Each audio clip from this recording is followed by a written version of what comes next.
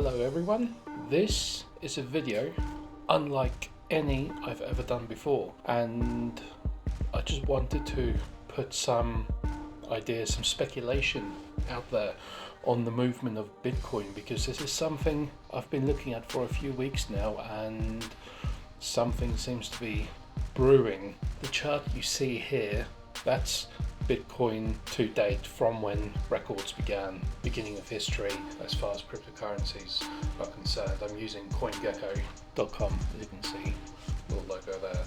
Thanks to them for providing the data here. Now, the interesting thing that I am looking at is seeing these two rallying peaks that have been happening over the last few months. I say few months, this is over 2 years, over 1 year even, so 12 months. Yeah, it's been quite a while, but yeah, something similar has actually happened before, but to the order of sort of 1/20th of the scale. So in particular, what I'm looking at is the Christmas of 2017. I don't know if you remember it, but for those who were around dealing with crypto around Christmas 2017, beginning of 2018, that was the first of the big rallies up to $20,000 per Bitcoin.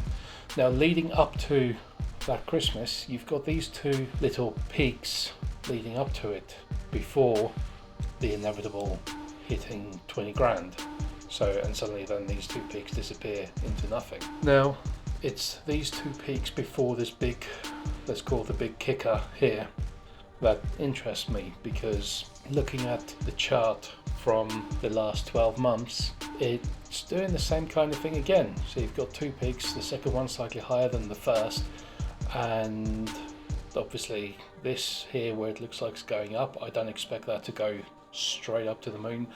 I think this will be a similar kind of time frame as what happened here before. So you had those two peaks, and then over the space of sort of 2 or 3 months it was slowly consolidating upwards before inevitably hitting the 20 grand high. And obviously, as these are larger numbers, we're also dealing with a larger time frame.